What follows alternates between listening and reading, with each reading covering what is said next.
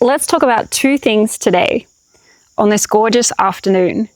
The first is that we are 100% personally responsible for our own emotions. And the second is a paradox that we are not our emotions. Welcome to episode 3, season 5 of the Freedom Frequency videocast.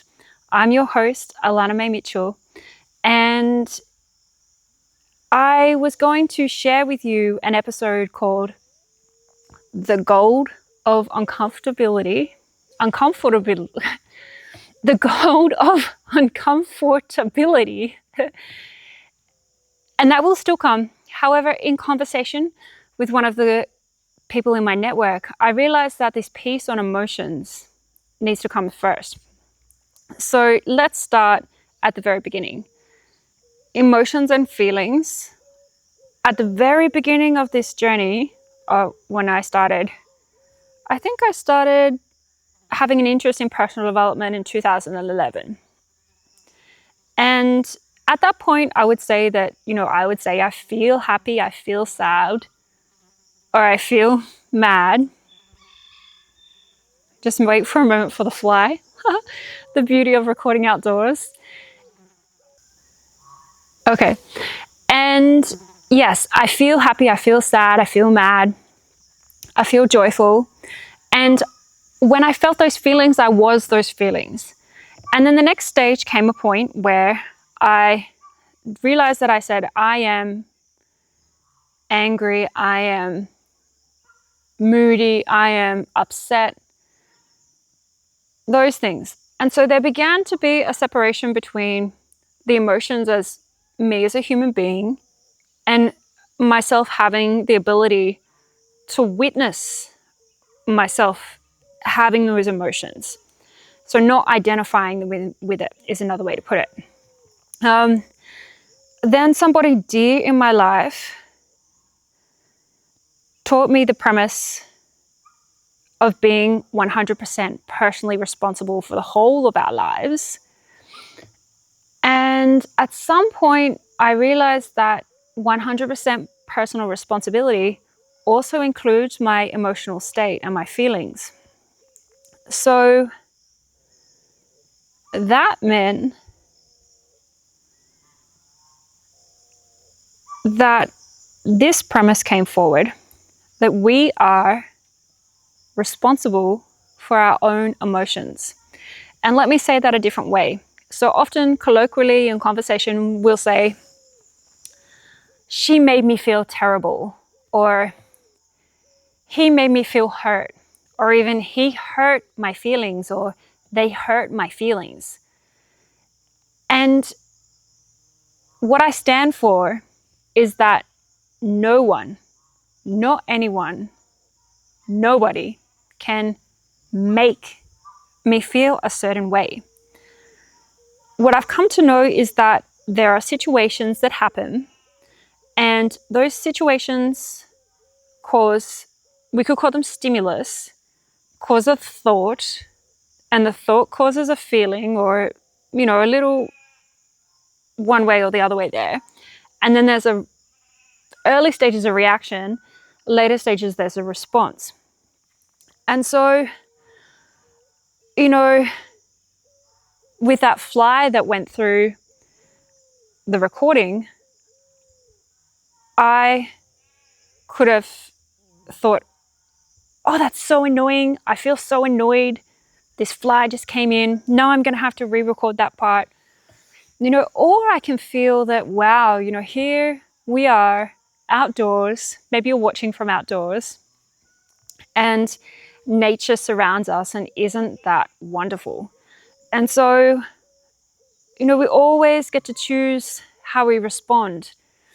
And I would add that when a feeling comes up, is that many people, and I used to be one of those, many of us see feelings as positive or negative, like the happy spectrum and the sad spectrum. So I used to spend a lot of my life only wanting to feel the good feelings and avoiding the negative or bad feelings. That had its own, which is a whole nother episode. Anyway, I started to realize that, to avoid the negative and only focus on the positive causes all these other problems. And yeah, so many problems from that perspective. Trying to be happy when I wasn't happy. Then, so I realized that, all emotion is valid. Positive and negative emotion is valid. Maybe you can hear the geese. And then someone dear to me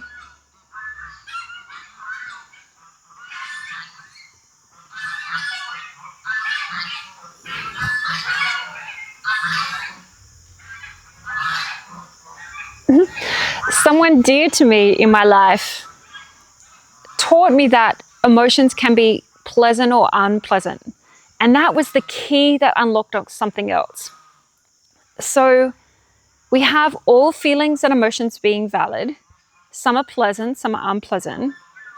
And then the really interesting part and the prelude to that episode is that there is gold in those unpleasant feelings or uncomfortability in being with those unpleasant feelings. And really, when we get to the place that we no longer identify with our emotions, we own them, and then we no longer identify with them, so that what the feelings and the emotions become is almost a radar to point to where the next piece of growth is. I'll say that again. The unpleasant emotions and those feelings become almost a radar to point us to where the next piece of personal growth is. The next episode will go more into that. And the second premise that we started with was that we are not our emotions either. So, even though I own all my emotions and nobody makes me feel a certain way,